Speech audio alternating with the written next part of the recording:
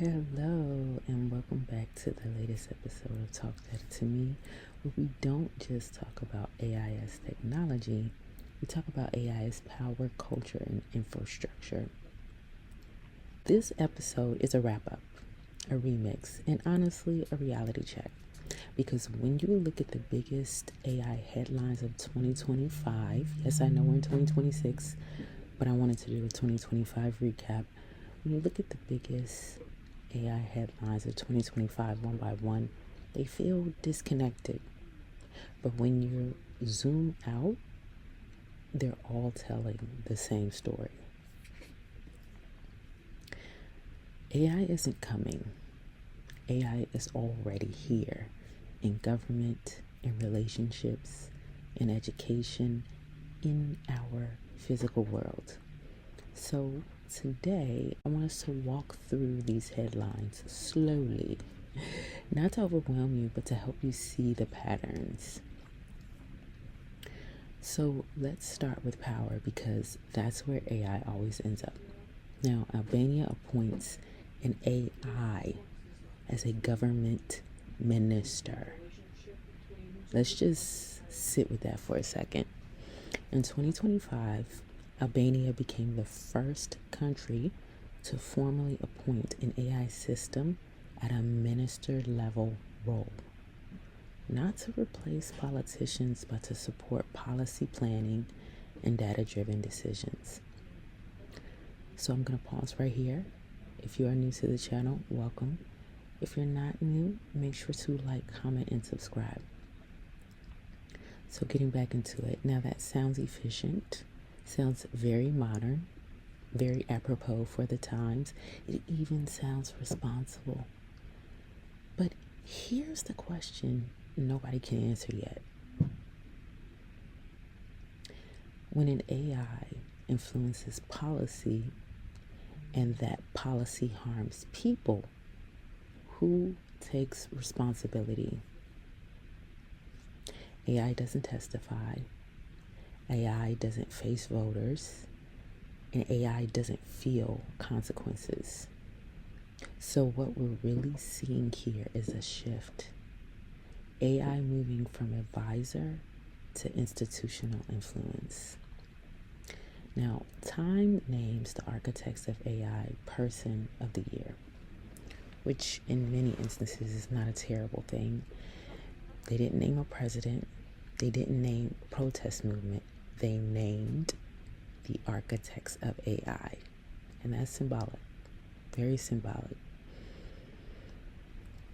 It tells us that the people shaping the future aren't always the ones we vote for. They're the ones writing code, designing models, and building systems.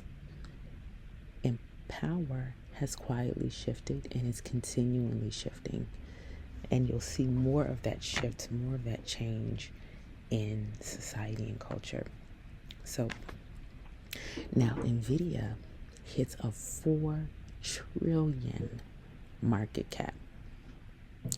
Nvidia became the first company in history to reach a $4 trillion valuation.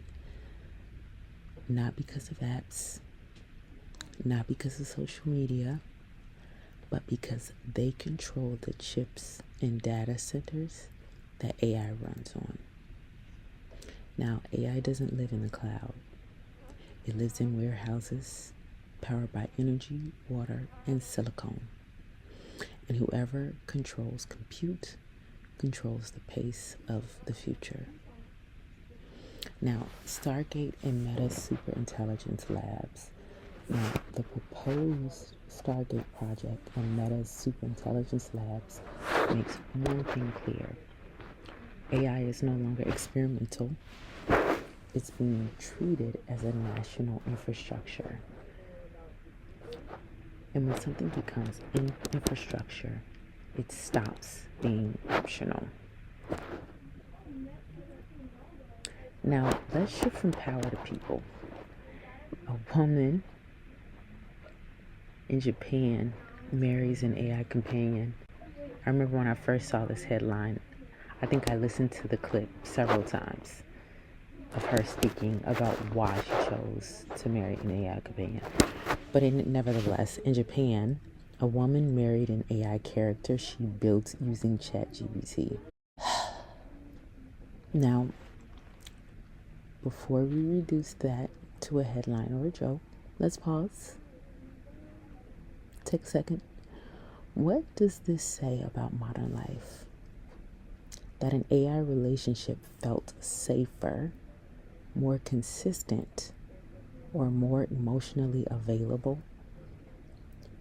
AI didn't create loneliness. It filled a space that already existed. Very interesting. And I still think it's interesting and wild at the same time. But now Instagram, shifting, we're moving on. Instagram now allows creators to translate and lip sync their videos into other languages using AI. It's very cool and it's very powerful. But it also raises a question about identity. If AI speaks for you, where does you live? Right? And I think in this coming age, one of the biggest things that's going to stick out, because we're going to see a lot more of AI generated content on all platforms. The thing that will help creators that are vehemently opposed to AI, and I understand that, versus those who are in favor of AI, is authenticity. I think that those that are in favor of AI can still maintain their identity, their humanity, because AI still needs humans.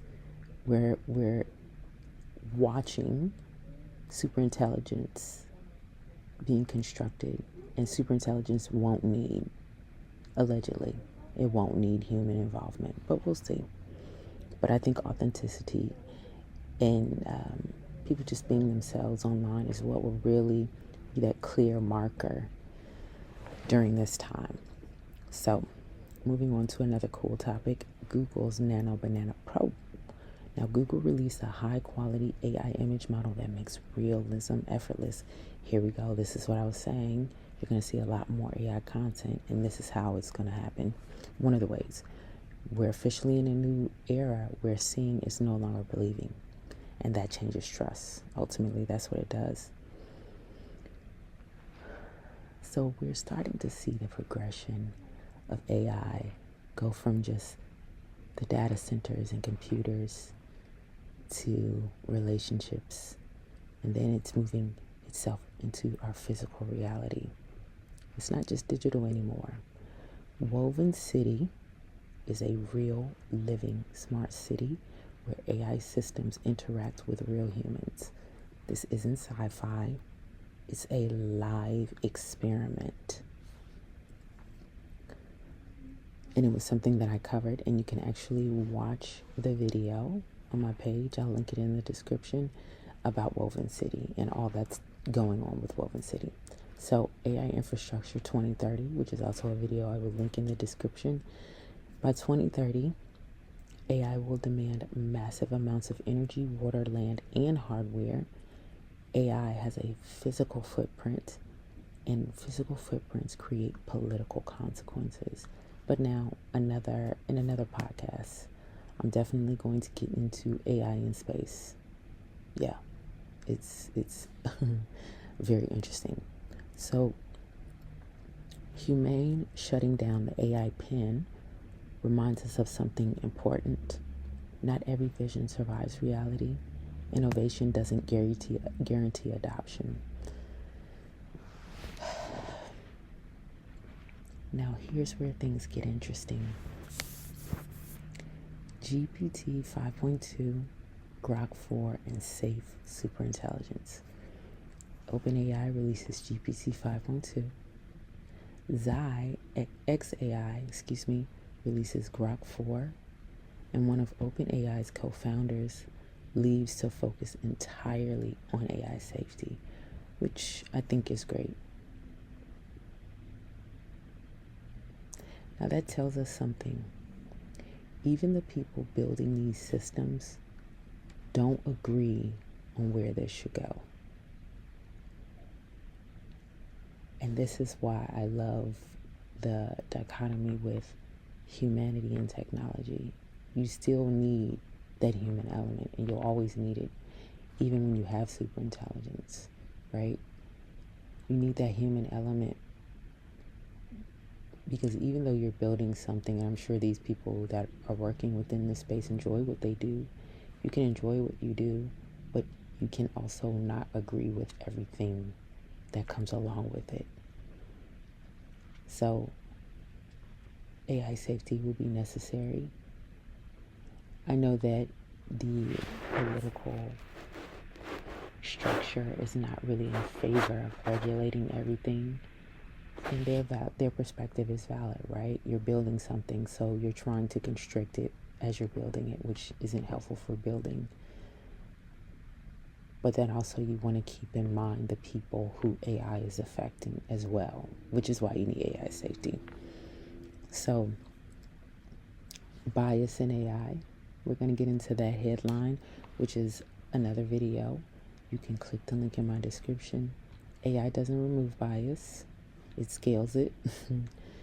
Again, these LLMs do what they're told to do. So let's always keep that in mind. If bias exists in data, it exists in outcomes faster and wider. So my favorite part of the show is where we control alt dream. It's where we pause.